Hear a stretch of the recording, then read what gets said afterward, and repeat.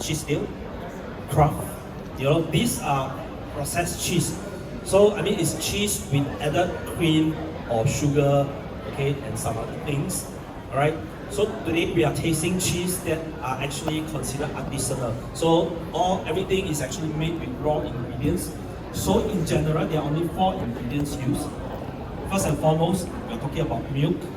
Okay, so when it comes to cheese making, milk, which is the sauce, it has to be kept very fresh.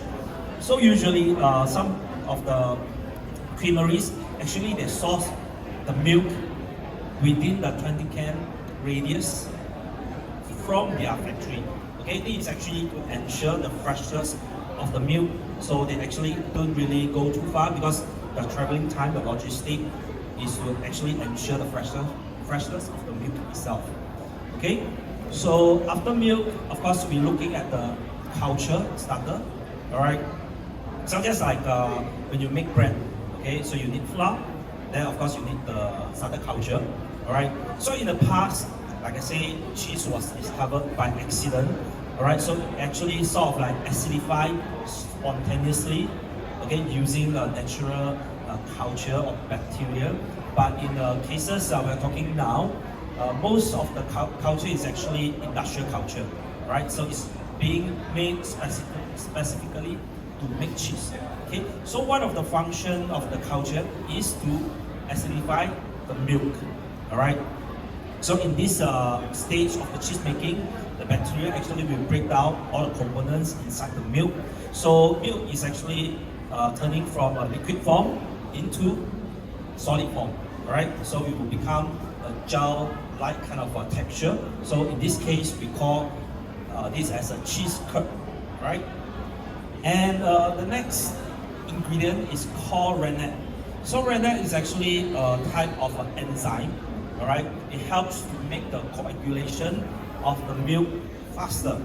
All right, so in the past, right, when you use the culture to acidify milk, so you turn the milk from liquid form to solid form, but it may take up maybe like, for example, like 1 day. So the process is actually quite long. So the function of rennet is actually to speed up the process of the coagulation. Okay, and actually, if you notice in some of the packaging that you can find the cheese in the supermarket, behind, you look at the label, it says rennet, some it says it's a vegetarian. So in most cases, rennet is actually derived from the animal stomach. So let's say, for example, if I'm making a cow's milk cheese today, so the rennet usually is coming from the stomach of the cow itself. Okay, so if I'm making a sheep's milk cheese, then the rennet is actually coming from the stomach of the sheep itself. Normally it's like pizza. And nowadays, because of the very diverse market, right, some people actually are like vegetarian or even vegan. So there's a type of rennet which is actually derived from the plant itself. Okay, so there are 2 types. One is animal, the other one is vegetarian.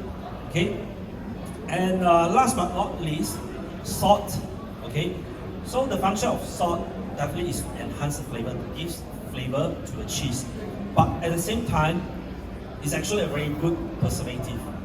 All right. So when you apply salt onto the cheese after it's being molded, actually it helps to stop the spread of the bad bacteria. Okay. So it helps to preserve the cheese from turning bad. All right. So as you can see here, this photo, after the cheese being molded, then it's being soaked in a water solution. So this is called wet salting. The other type of salting is actually dry one, where you apply salt directly on the surface of the cheese after it's being molded. Alright? So everyone, okay, so far, any questions? You can actually just raise your hand and ask.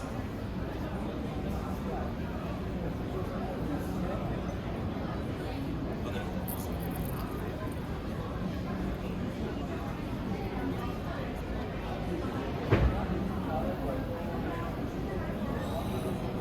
Okay, alright.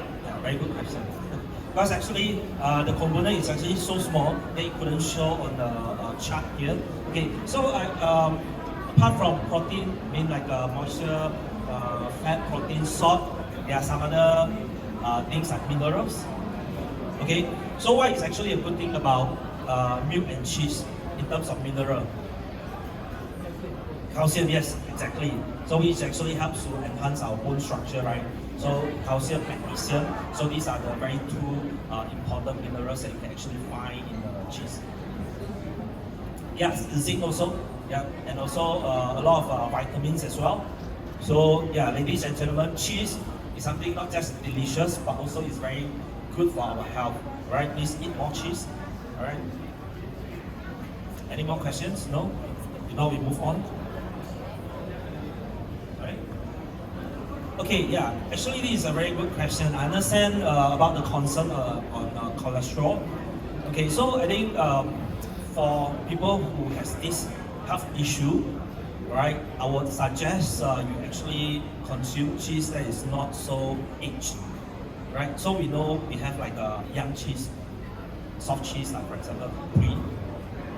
Yeah, not the too aged or mature one, because this kind of cheese usually the flavors or the concentration on the salt is actually higher. Yeah, so people who has this kind of problem, then I would suggest you eat more on the fresh cheese than the aged cheese. Yeah. Okay, and what about people who has lactose intolerant? Okay, then it will be the other way around. Okay, because the young cheese in general you have higher lactose content as compared to the aged cheese. After you age the cheese, actually the lactose will be broken down into like the flavors of the cheese. Yeah. Okay. Okay. All right. Okay. Then the next one will be the cheese making process. All right. So after you collect the milk, then you do the coagulation. All right. So this you acidify the milk, so you turn from liquid form to solid form.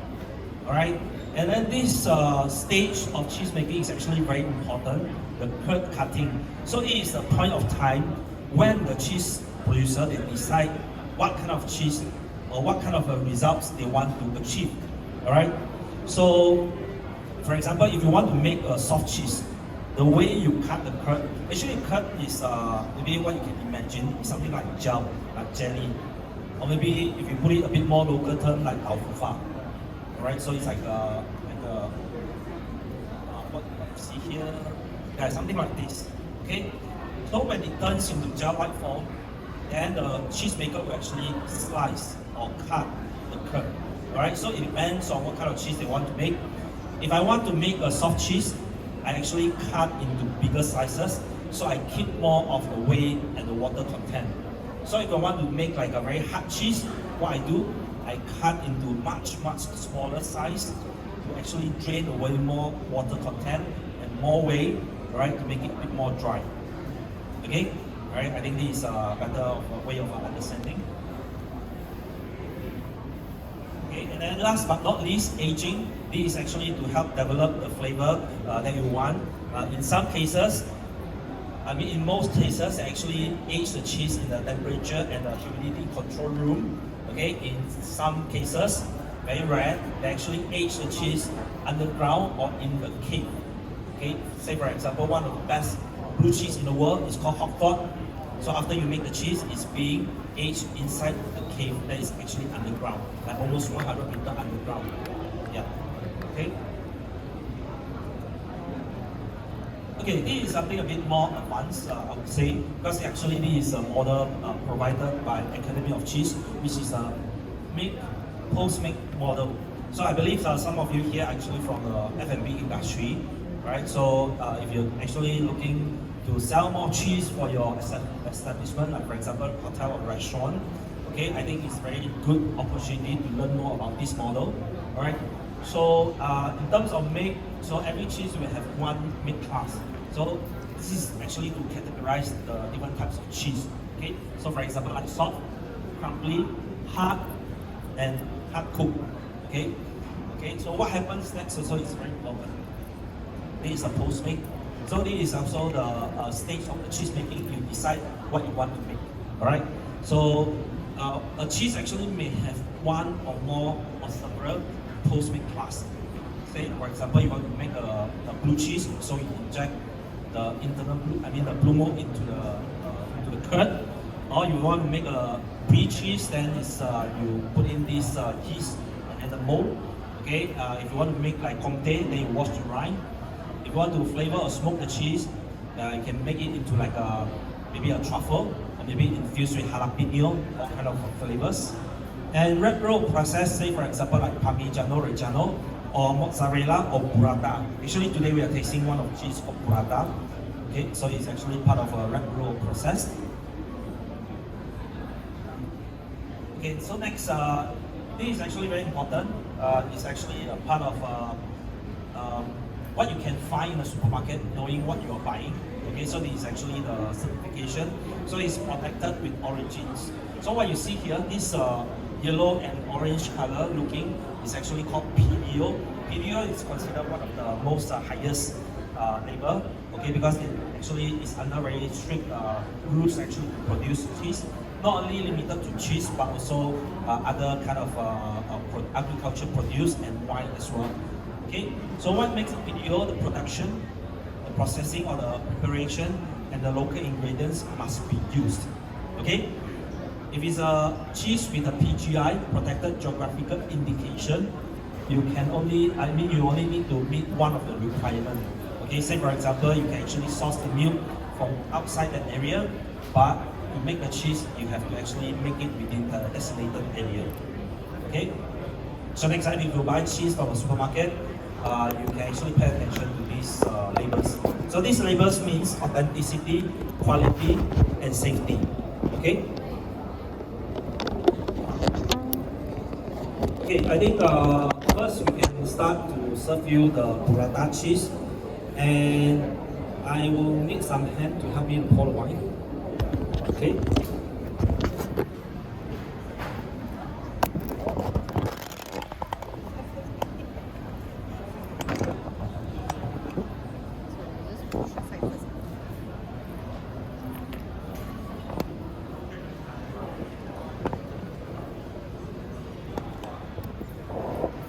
Okay, so first cheese, burrata. That's my favorite cheese. Okay, I will eat this one whole piece on my own. I'm not sure about you, but I'll finish this on my own. Alright? So, yeah, the burrata cheese is actually quite soft. So that's why we have to serve separately. Alright? So it's actually one of the iconic cheese coming from Italy.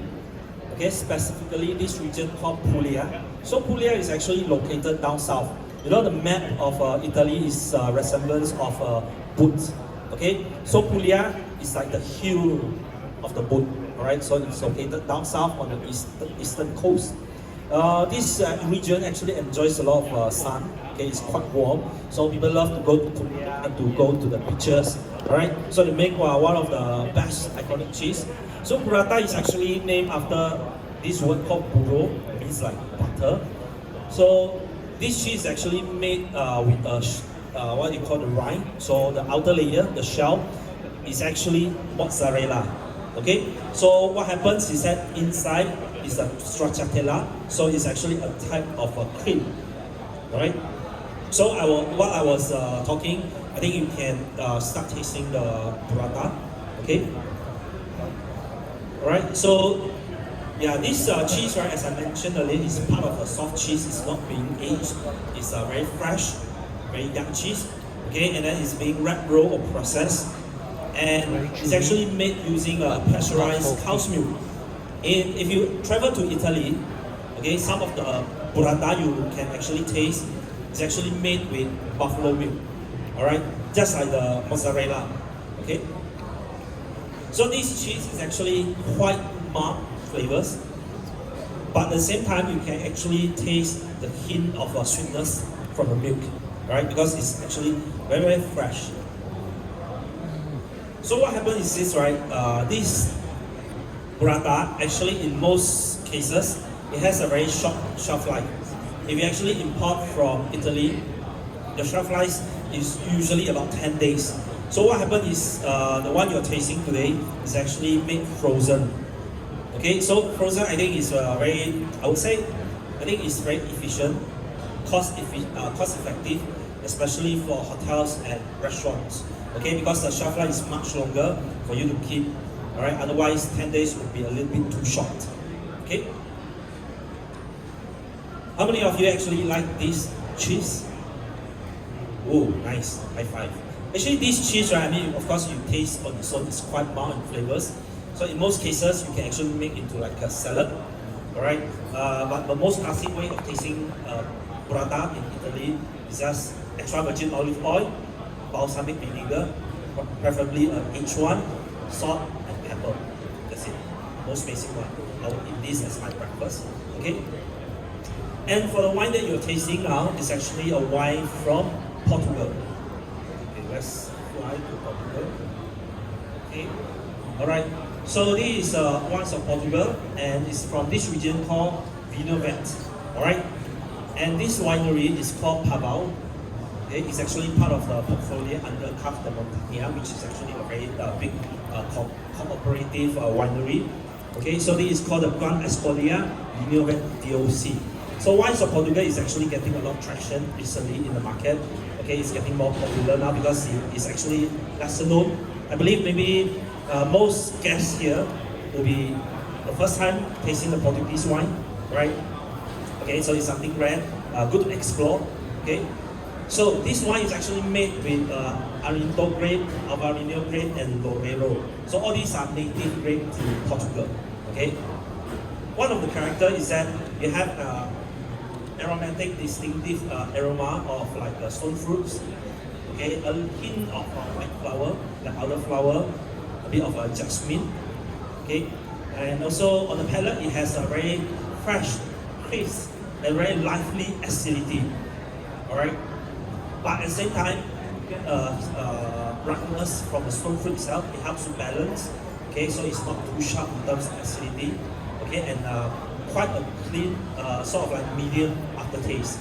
Okay, so a wine that has actually very lively acidity, in general, it pairs very well with almost any kind of cheese. So okay, here we have beef pasta. Most people might think red wine actually pair very well with cheese, but in most cases it's not. Okay, for white wine, yes, it can actually pair with most cheeses. I think it's a bit more versatile to red wine. Because one thing is that in red wine, there's a component called tannin. Okay, tannin, if you pair with the wrong type of cheese, it will actually give you a very bitterness aftertaste and probably some metallic or like very rustic kind of flavor on your palate. Okay, so in terms of wine and cheese pairing, normally we look at three components. The first one is called lover. Okay, the second one is called friend, and then the other one is enemy. So lover means, right, either the wine enhance the flavor of the cheese, or the cheese enhance the flavors of the wine. Okay, if it's friend, so that means it balance out each other, complement each other. Doesn't contrast or it doesn't enhance flavors, so we call it friend. If it's an enemy, so that means it actually contrasting the flavors, so making something like a very bad, you know, something a bit like the off kind of taste in the palate. Okay, all right.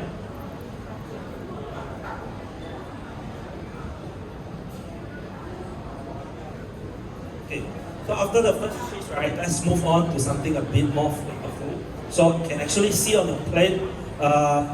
The one with a red color, sorry, orange color, alright, into the slice, yeah, a rectangular slice. Okay, so there is a red Leicester. Okay. Yeah, I mean, you're right, yeah. But I try not to be too politics into that, yeah. So let's try to make it,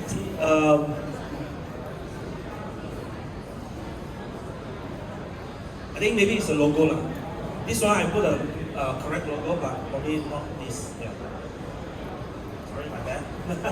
Yeah, they were part of the Yeah. anymore. Okay, so yeah, red Leicester is actually a cheese made in the UK, right? So it's the taste, I think it's very similar to cheddar. Okay, and red Leicester is a name that is not protected. Okay, so actually the name, I think the name of cheese, you might think it's actually coming from the city of Leicester, but surprise, it's actually not. Okay, so this is a bit of a story about this cheese. So as you can see, why is this cheese in orange color? All right, because it's using a coloring agent, which is a natural one, from this plant called annatto. Okay, so annatto, you can see here ANNATTO. Alright, so this is actually a very popular coloring agent for the cheese maker to enhance colors. Alright, because sometimes in the past, right, the cheese, most of them are being like yellow color or pale yellow. So if a cheesemaker wants to make their cheese become a bit more distinctive, This one, the first wine, a is bit more like sweet stand out, so this and nice.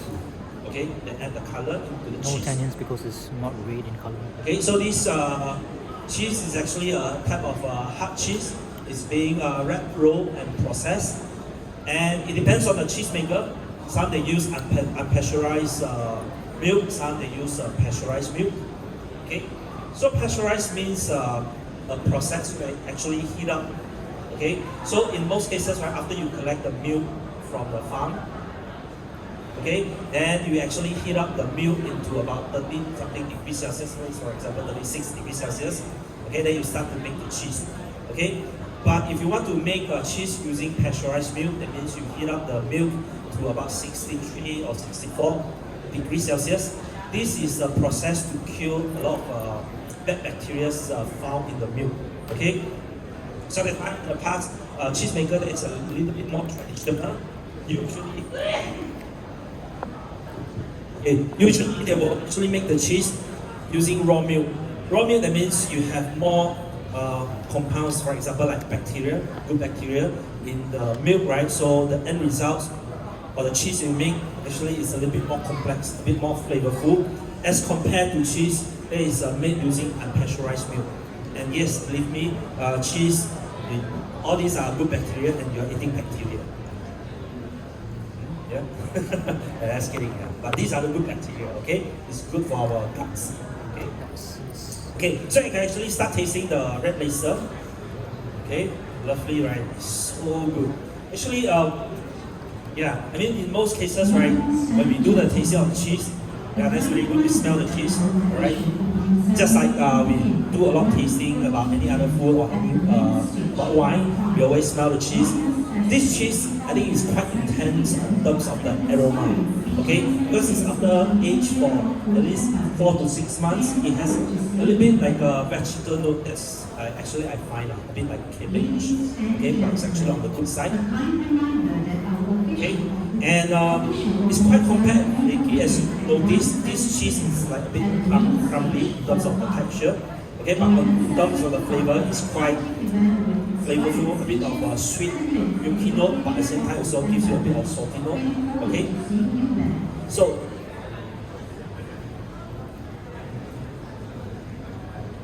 yes, exactly. Yes. I think it's quite similar stuff because the way they make the cheese is similar. Sorry? Yeah, color was not the same. Because actually, if you go to the supermarket, special one, right, you see like red cheddar. So I think in this case, quite similar. Maybe in terms of, it's probably just a little variation, but I think it's quite similar in terms of taste. Okay? More? Yeah. That's right. I mean, it's I think it's a bit more specialty, considered a very specialty cheese. Okay, red Leicester. Alright, and actually this is by the brand called Wyke, W-Y-K-E. We can actually find them in some of the supermarket like BIG or Village Grocer. Okay? Alright, and actually what you can do is that you still can pair with the first wine, which is Vinho Vet, made with the Arinto and the Amarino Rivero grape variety. Okay? And the second wine that we're going to taste is this wine. Okay, just for your understanding, the first wine is being made in stainless steel tank to actually keep its freshness, so it doesn't go through aging. All right, so you get a lot of like floral, very lively note. And for the second wine, it's actually Little Giant. The winemaker is called Little Giant. So you see the bottle is quite interesting shape. Okay, it's not the usual tall shape. All right, and it's coming from this sub-region in Australia. It's called Adelaide Hills. Okay, it's part of Barossa Valley, but enjoys a little bit like a higher elevation, a little bit more cooler climate region. All right, and this Chardonnay is actually spent 3 months on lease and 6 months in large oak barrel. So this wine is a little bit more, it's a little bit more complex in terms of aroma. All right, you definitely can feel the oak influence on the palate, which actually gives you like very nice tropical fruits character. A little bit creamy mouthfeel, but it actually balanced with a very nice juicy acidity. So in terms of palate, I think it's a little bit more powerful than the previous wine. Okay, and actually the aftertaste is a little bit more lingering than the first one. The first one is actually a bit more clean, okay, and crisp. The second one is a bit more bold, more powerful on the palate. So for this kind of wine, which is a bit more creamy, I think it actually goes well with the red Leicester. Okay, because red Leicester is a little bit more complex, very creamy at the same time. So I think it complements each other. When it comes to wine and cheese pairing, okay, in the wine, you have a lot of fruits characteristics. Some of the wine, it might give you a bit minerality, a bit salinity. So I think it complements really well with the umaminess and the saltiness coming from the cheese. Alright? It's a very nice combination, actually. Okay, anyone like the red Leicester? Ooh, nice. My favorite as well. Yes. Actually, I would say it's like very similar to like cheddar. It's sweet.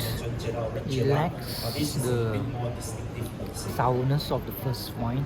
Yeah, I think you can find It's mild. I think, Very mild. Gerryko. Gerryko, I think one of their counter is Gerryko, right, Juliana? You can find this cheese, Gerryko, yes. Correct. Yeah, WYKE. It's a British man. Yeah, right. Okay, all right.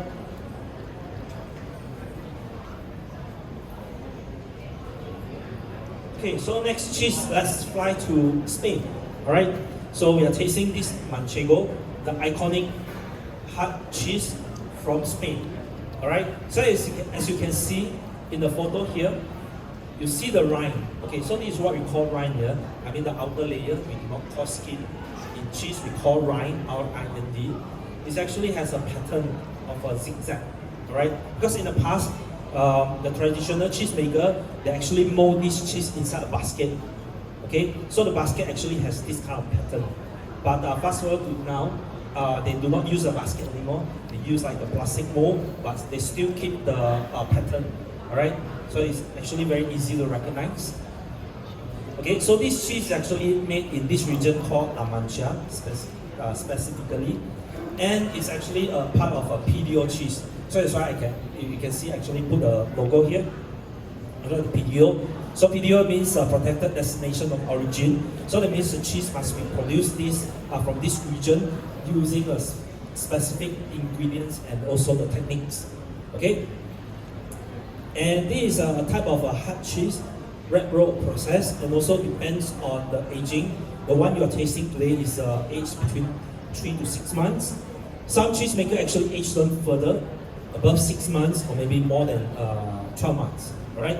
So when the age is a little bit more older, you will actually find it a bit more nutty. Okay. So in this case, right, this cheese is still have a very good balance. Yeah. The pale white color, yeah, the ivory color cheese, yeah, okay, with the brown color rind. So the rind is actually made with wax, all right. I mean it's edible, but I do not recommend you to eat because it's not easy to digest, all right. So you do not eat the rind. Yeah, for the Manchego, you do not eat the rind. Okay. So I think it has a very nice balance of milk taste, but also at the same time you get a little bit of like nutty. Okay, nutty, that means like probably like roasted macadamia nuts. Okay, if you notice sometimes we eat macadamia nuts, right, on its own, lightly salted, you feel it's like it has a kind of a milk taste. Okay, I think it's quite similar to the Manchego cheese. All right.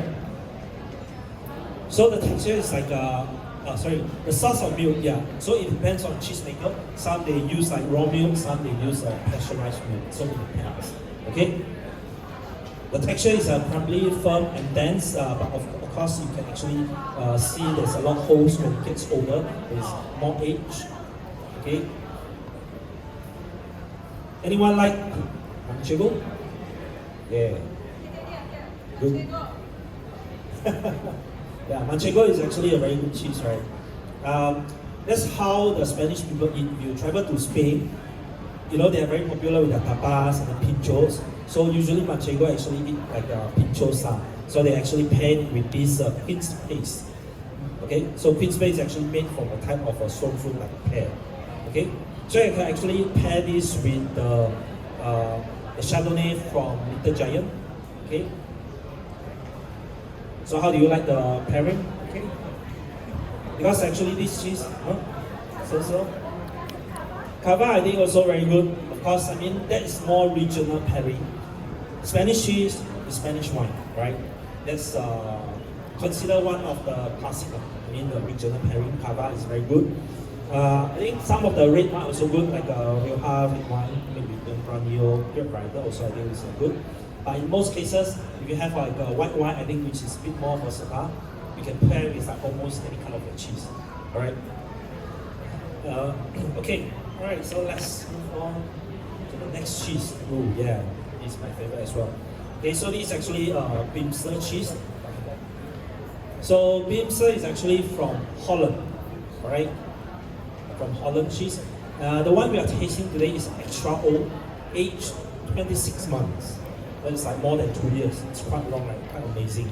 Okay, it's actually come in a very big wheel. So there's a wheel here. Of course, this is a mock-up set. Usually, it will be much heavy than this. I think this is almost like 10 kg for a big wheel like this. Okay, sorry. I'll try. No, it's just a mock-up set. It's not as heavy as you think, but usually it will be 10 kg. No, this is just a mock-up set. Yeah, not the real one. Yeah. But just to show you the size. Okay. So as you can see here, it's actually a type of video cheese. You see this logo.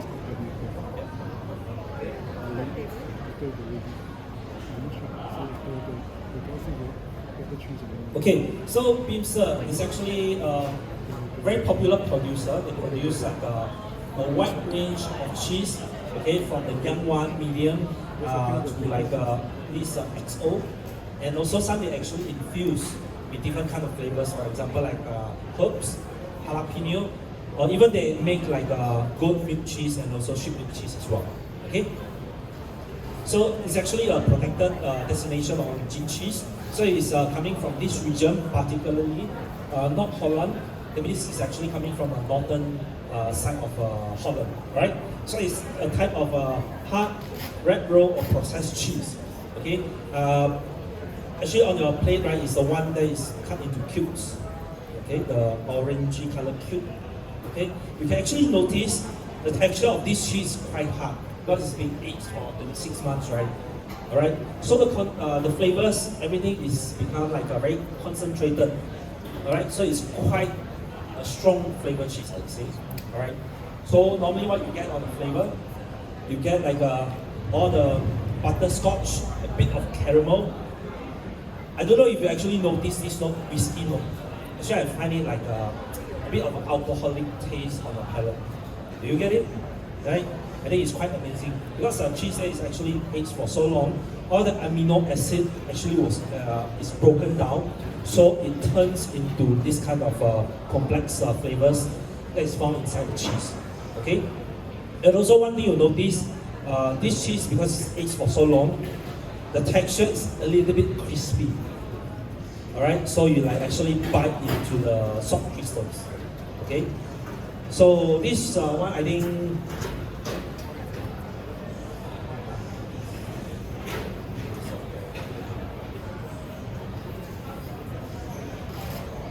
I think we're gonna go with the red one.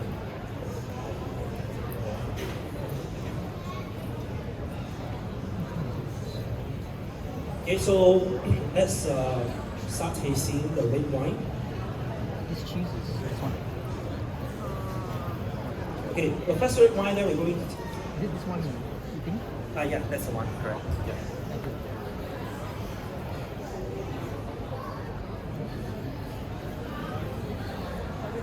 Okay, so the first red wine is from Portugal as well. It's the wines of Portugal, all right? And it's from the region of Lisboa. this one is actually coming from Tastes more like on the cheddar. coastal region. All right, so Salty. I mean Portugal itself is quite warm, a lot of sun, but when it comes to coastal, it has this sea breeze.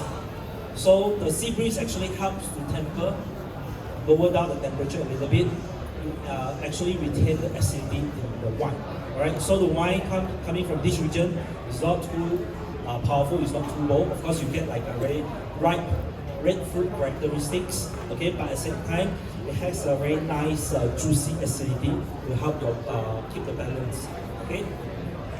So this wine is actually made with a grape called Tinta Gris.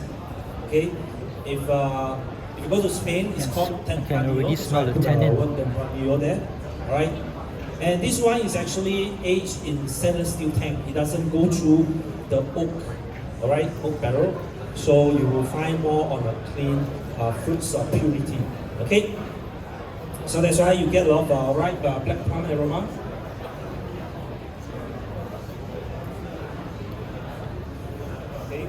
And actually, apart from the black plum, I think you get a bit like a blueberry jam. It's quite ripe, I would say.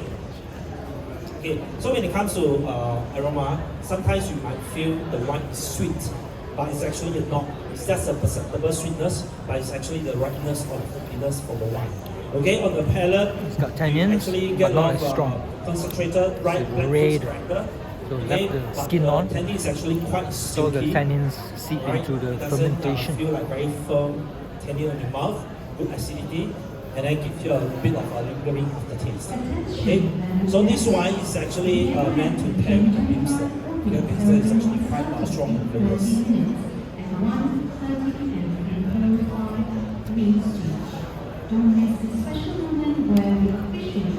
Okay, so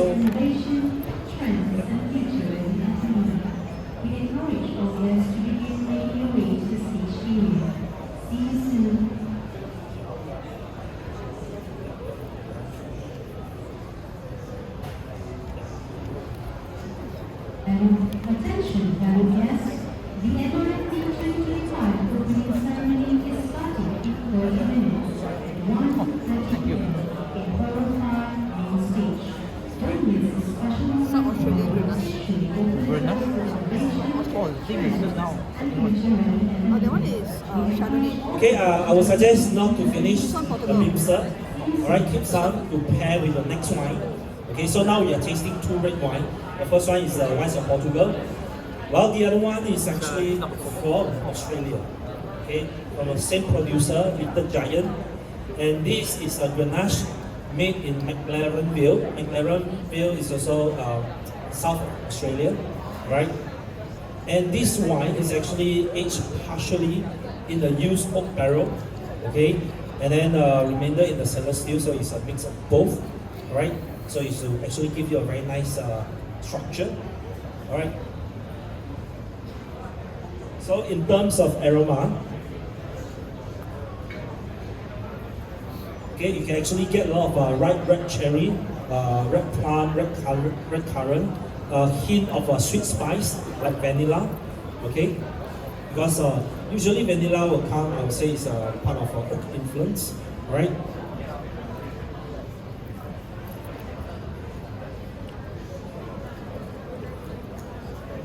Actually, on palate, I think it's quite powerful, at least medium to full body.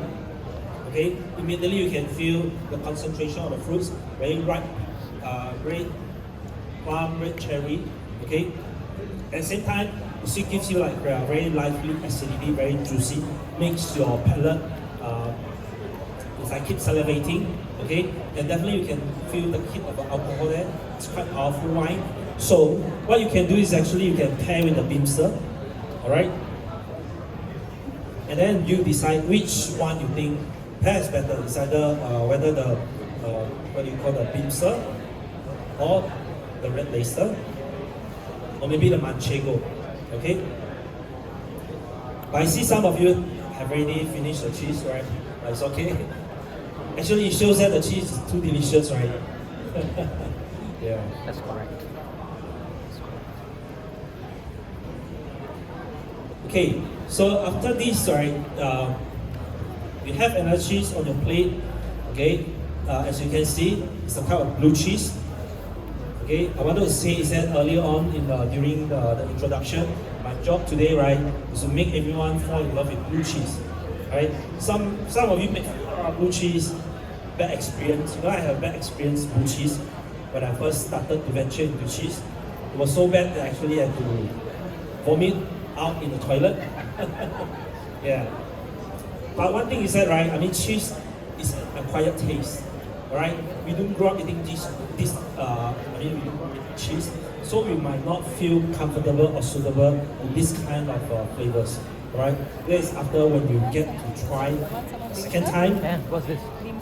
third time, again and again, they will start to fall in love with this kind of flavors. Right?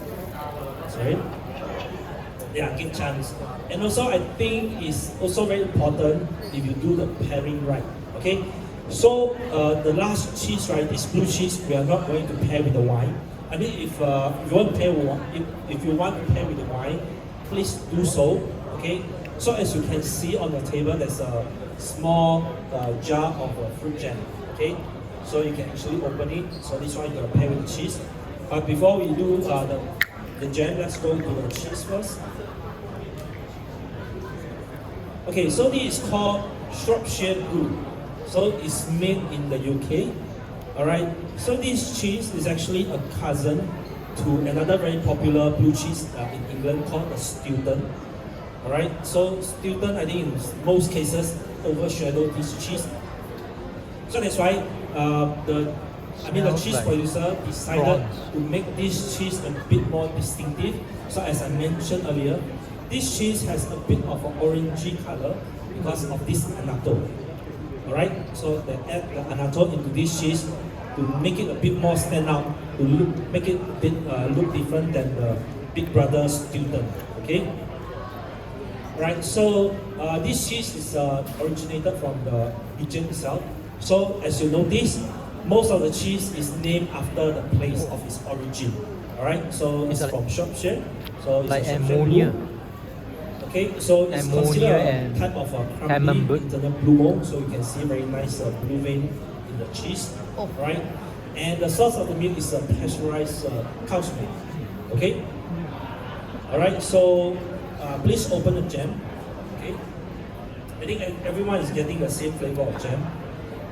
Like I camembert, think it will be a. but with ammonia. Or I'm getting a strawberry. What are you getting? Orange. Orange marmalade, right? Okay. Okay. So please try it. Actually, one of the reasons we do this pairing because blue cheese, has a very this funky taste. Okay. But if you ask me, right, I mean, for my level of acceptance of blue cheese is considered quite high. I can do it. I love blue cheese. So what you can do is that blue cheese lovers, you try the cheese on its own first. Put more strawberry. All right. And only after that you pair with the jam. Okay. Because the blue cheese itself is quite umami. All right. It's quite salty. All right. So the sweetness or the fruitiness from the fruit jam actually helps to tone down that kind of umaminess, the saltiness. So it helps to balance out the flavors. I don't think the strawberry jam. So anyone Make it who better. likes the cheese without the jam? Any blue cheese lovers? Yeah, high five. Okay, because blue cheese comes in different form. Some is like a gorgonzola coming from Italy. This is a bit more creamy. Alright, so this one is a bit more dry, a bit more crumbly. Yeah. And I find this cheese, I think it's quite creamy. Alright, if you notice on our palate, alright, it has that kind of milk sweetness, milky sweetness. So the funkiness or the milk is actually, I think, is quite mild. No? Right? It's like ammonia. Ammonia, yeah. Actually, in most cheese, right, it has this ammonia taste, but it just depends on the level of the ammonia taste, right? And camembert. Yeah, like camembert, especially or brie. So some of the camembert or brie cheese, right, when it's overripe, you keep in the fridge, supposedly to finish today, right? But if you not finish, you keep in the fridge maybe another 1 or 2 weeks. It becomes overripe. The ammonia flavor is very, very sharp. It actually hits on your palate like so strong. Okay, but in this case, I think it's quite mild. Definitely you feel it. I don't think it pairs well with strawberry. Yours is strawberry. Okay. Because I think the thing is, right, when it comes to jam, it depends on the fruits they use. Strawberry has acidity. Okay, because some of them are getting the orange marmalade. Orange marmalade, you do not get that kind of acidity. So maybe the pairing can be better than the berry fruits jam, right? But I mean, for myself, I prefer fruit jams that has acidity. Strawberry or raspberry, this kind of fruits. Okay, but what you can do is that I noticed you still have ganache here. You can always try blue cheese with the red wine. Okay, but not in most cases. In most cases, we pair with sweet wine. All right, for example, like a champagne or port wine. All right. Gerwood Traminer, and I think maybe it pairs well, and some of the Gerwoods, the dry one, may be a little bit too light for this kind of cheese. Yeah. I think it would taste better with some Australian, crackers I or think bread. would be quite good. It has a bit Crunchy more bread. sweetness. Yeah, Toasted because bread. Australian is late harvest. Late harvest, yes. Yeah, yeah. But if you ask me, I would love to pair blue cheese with pork wine. Pork, like a tawny pork. Tawny pork. Tawny pork means, tawny pork. 10 years, 20 years. Yeah. Because pork, it comes in different variation, like ruby pork, or let me, tawny pork I think will be much better. Yeah. Okay, so, how's the experience? Okay, good, not good. Okay, right. So I think we have done the tape today. Just to share with everyone. So as I mentioned earlier, Academy of Cheese. All right. So if you want to take your cheese knowledge to the next level, all right, we have this course. So currently we are offering level 1 certification. Okay, so it's actually suitable for professional, especially for hospitality and F&B. All right. So you will cover at least 25 different types of cheese from Europe and UK. Right, Europe and both UK as well. Okay, and it's actually recognized globally. So we give like a certification. So it's actually a 2 days course. It can be done within 1 day, but if you do it in 1 day, you have to taste 15 cheese in 1 day. I think which is quite heavy, so that's why we split into 2 half days. Okay, and 15 cheeses. So after you've done the study, then you will go for examination. So which is about 30 MCQ. 30 MCQ I think is quite easy. It's not too difficult. Alright, so this is level 1. And then of course they have 4 different levels. So after you completed level 1, then you go for level 2, level 3 and level 4. So level 4 is the level of Master of Cheese. Okay? So our next impact is actually in August and September. And the course fees, I don't know what's wrong with my slide. A bit cha-cha. Yeah, it's not 1 ringgit for sure. It's actually 1,650 ringgit and it's #RD code claimable. Alright? So for the level 1. For level 1. Yeah. But of course if you have completed the level 1, you can go for level 2, level 3. And level 4 course is still developing. It's not available yet. Yeah, something like WSCD, level 1, 2, 3 and 4. Actually, also, I think they get assistance from the WSCD to help develop the course. So, Academy of Cheese is actually a non-profit organization. So, it's actually helping the industry to build the cheese market, especially to connect the local cheese makers to the global market. All right? And yeah, you can actually follow my platforms called Cheese Mod. You can find it on Facebook and Instagram. Okay, usually I curate a lot of tasting events and masterclass. Right, if you're interested, you can actually join for the next one. All right. So as you can see, I just want to go through quickly. This is actually a taste wheel. You can actually find cheese itself. Right, you can identify more than 50 types of flavors. Okay, so please come to join the course. Then you get to actually find this. But at the same time, if you are interested, you can visit their website. It's called Academy of Cheese. Okay.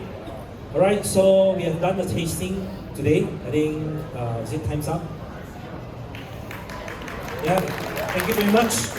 I'll be around here if you have questions. You can actually come to me and you can actually have a little bit of a talk, chat. Okay, thank you very much.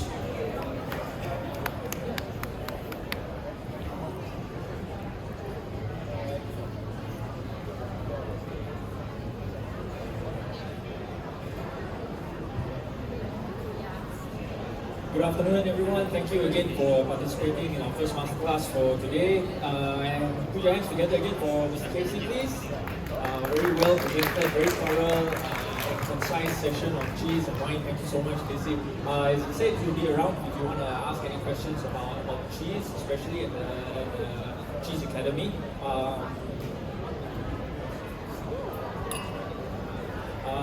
You can also find Casey over here at the Strong Minds booth if you have any further questions after the session. We are going to close this area to set up for the next session. So if you don't mind exiting the area first, if you have registered for the next session, please go through the registration again when it opens. Thank you so much, guys.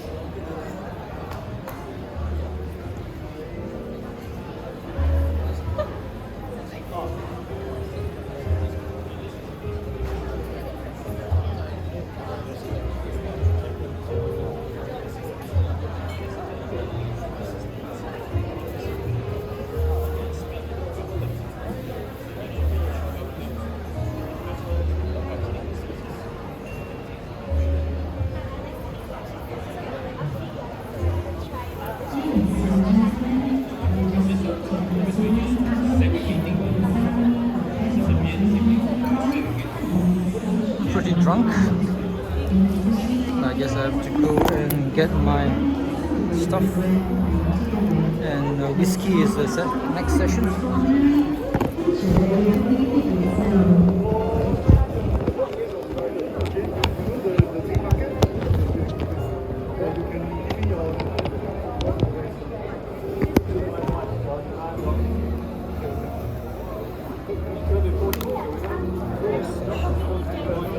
Next session is 1:30.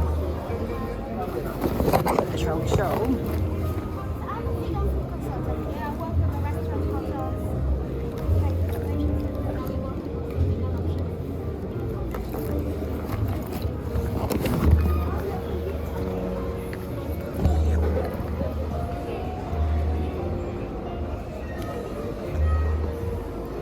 Very drunk.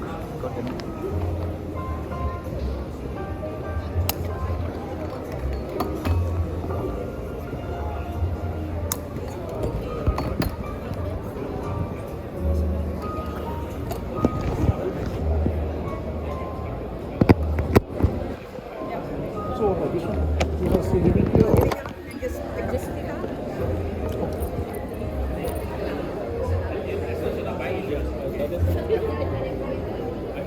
I can take that.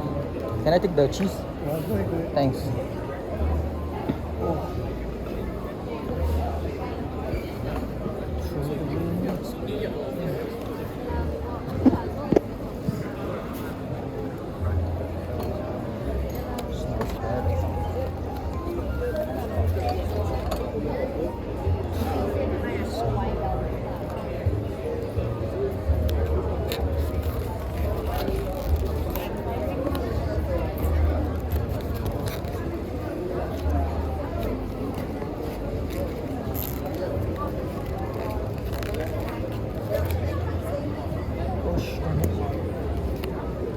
Better get some water. Put some water inside my bag.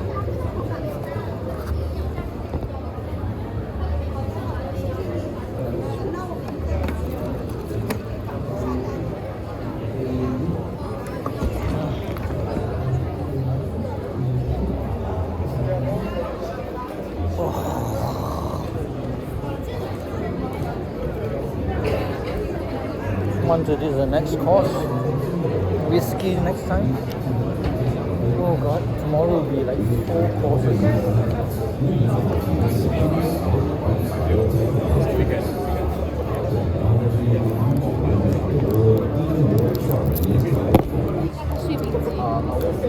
Okay, our average order. I couldn't.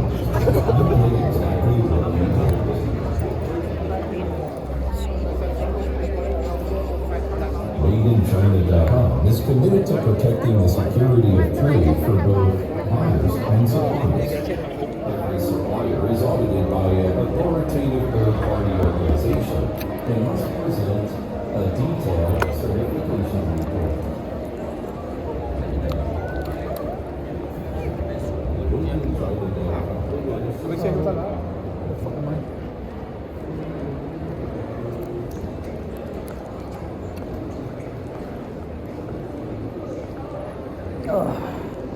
Oh, I'm very kind of drunk.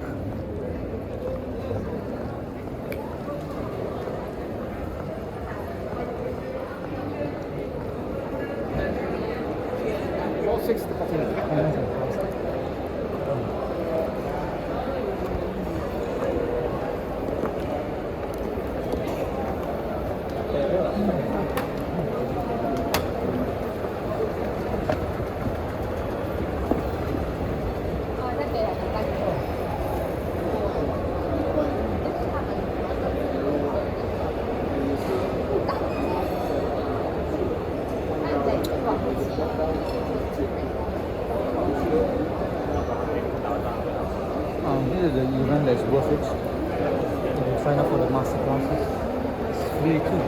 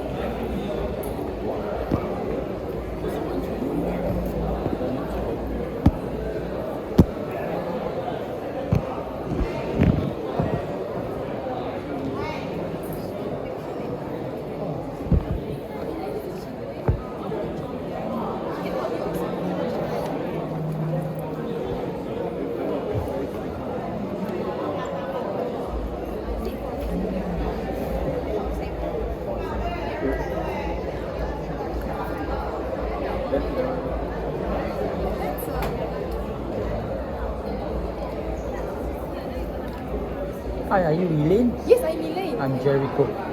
Oh, okay. Let me give you a. Oh, thank you very much. Do you have the video? Oh, yeah. Oh, thank you I very know much. you already filmed a lot of stuff. Huh? You already filmed. Yes, I'm a bit drunk too. That's all? Yeah, that's all. Anything to say? What am I supposed to do? The speech is happening. The minister's giving a speech there soon, 1:30 or 5. Yeah, that's the highlight lah. That and Minister of Plantation and Commodities.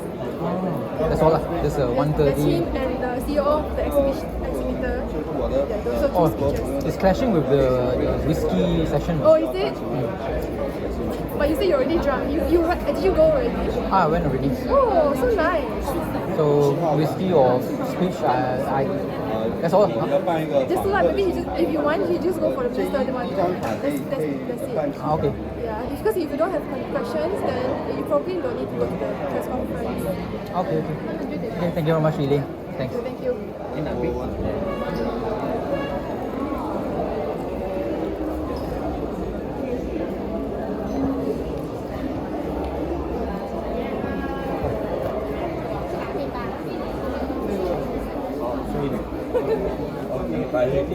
Hi, Elaine, can I get a selfie? Me? Yeah.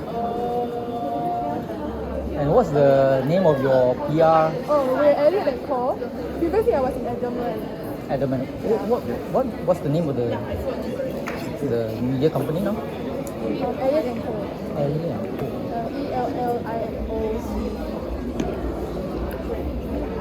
From So you're interested in like what kind of events? All types of events. All types. Ah.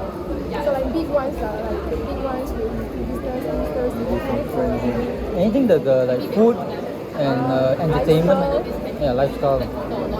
Elo I just wanted to see whether my friend come. and Co. You are not And- allowed to take a photo. Let's see if it comes soon. I just wanted to Let me see try. whether my Okay. friend is coming. If you next time, I can text you lah. Yeah, sure. Just Got my sign, WhatsApp. that's all. But you have What something cheap. events do you do your PR? Depends on the project, like what kind of clients you have at the But time. Mayana is not here. What's the next one? You have Don't know yet. don't know yet. Yeah. Okay. But I think in my current the branch, the head company was from Singapore. Oh, Singaporean company. The clients we do have a lot of lifestyle for some business. Yeah, cool. Next time, got chance, I'll reach out to you. You just WhatsApp me lah. You got my communication. If I'm in KL, I'll cover it lah. Okay, where you from? Ipoh. Before. But I do go to Penang or in Thailand for the vlogs. Thank you. Thank you. Okay, so go for Indonesia to go yang main program. Elliot and Co. There's a PR public relations thing. I gotta go to whiskey, but I will take a TP and smoke.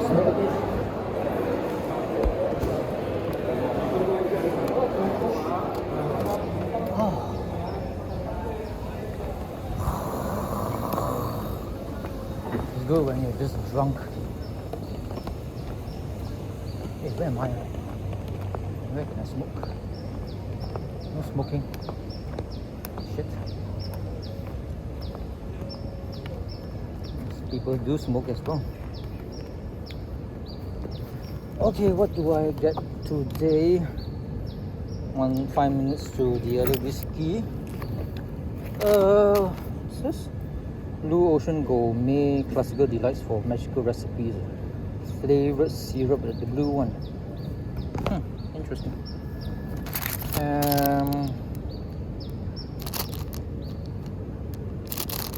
Okay. Use this voucher, we drink booth free fruit tea. I can use this tomorrow. Butter cookies. Thank you very much, GPR Gold and PR Elliot and Co from Singapore. PR. Wow. Very fancy looking box, which has to go into my bag. The 5 minutes to suck up on this